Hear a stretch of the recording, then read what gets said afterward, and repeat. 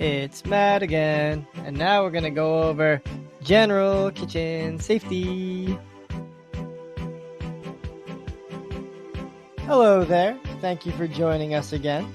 We will be discussing the importance of general kitchen safety.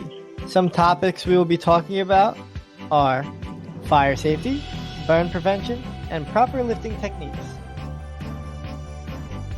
Cooking is the leading cause of fires and injuries. Today we are here to help teach you how to keep yourself and others safe from fire-related incidents. Let's talk about the fire suppression system, also known as the Ansel System. Some rules about the Ansel System. 1. Know the locations of all the pole stations. 2. Block. Do not block any of the pole stations. 3. Temperature. Systems will automatically go off if the heat under the hood reaches the certain temperature. 4. Set off. System will also be set off manually by pulling the pull station. If the system is activated, it will also turn off the gas and electric and the fan system automatically. After using the system, it must be reset and the suppression system must be refilled before you can reopen. The system is required to be inspected yearly, along with all fire extinguishers. Be sure to check the tags.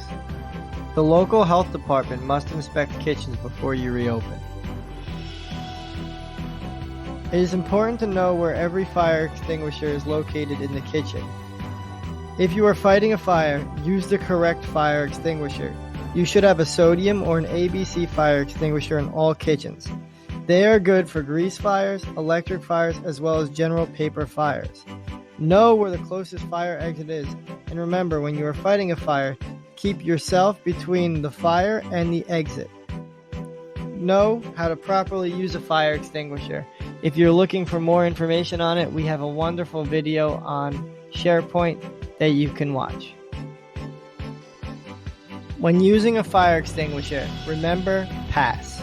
Pull the pin at the top of the extinguisher to release the locking mechanism. This will allow the extinguisher to discharge. Aim at the base of the fire, not the flames. This is very important in order to put a fire out. You must extinguish the fuel or remove oxygen to smother the fire. Squeeze the lever slowly. This will release the extinguishing agent. Sweep from side to side. Using a sweeping motion, move the fire extinguisher back and forth until the fire is completely out.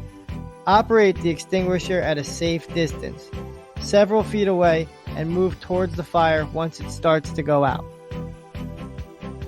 When do you pull the pull station? Do not block the pull stations.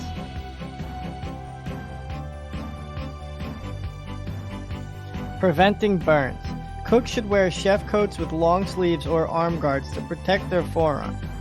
Shorts and capris should never be worn in the kitchen, especially when cooking. Safety shoes also must be worn. For your safety, old worn-out oven mitts must be replaced. When moving hot food, take your time. Don't rush. This is when many people can get hurt. Beware of people around you when you are handling hot food.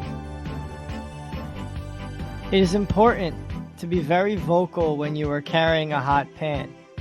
Remember to say hot pan or it's hot when you're walking around, especially when you're turning corners. Remember to say it's hot. Floors need to be dry and free of grease. A great way to ensure you are on a safe and dry surface is to use floor mats, especially in wet areas like by a sink or a wash station. It is very important to remember when you're opening the doors of a steamer or an oven to open them slowly and stand back to allow the heat and steam to escape.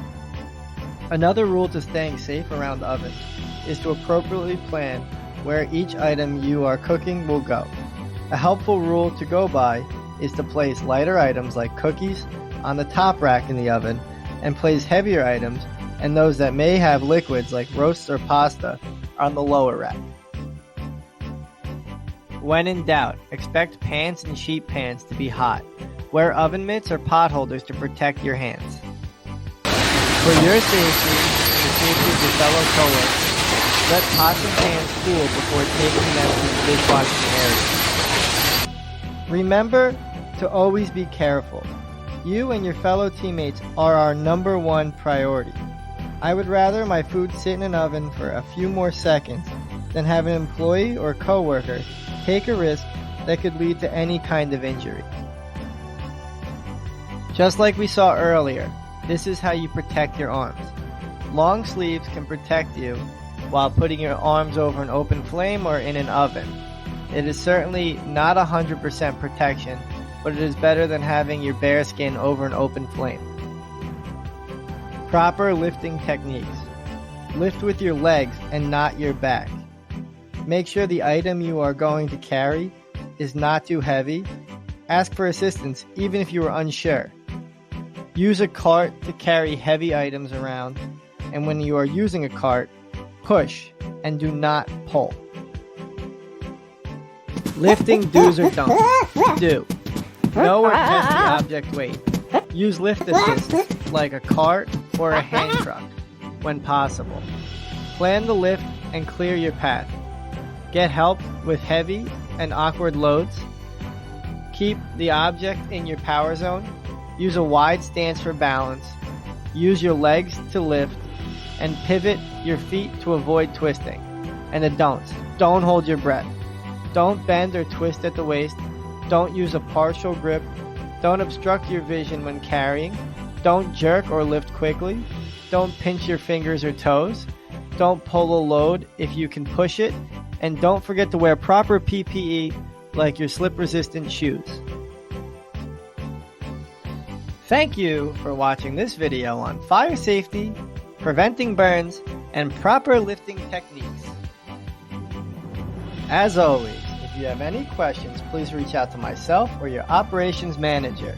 And be sure to visit us at www.pomptonian.com.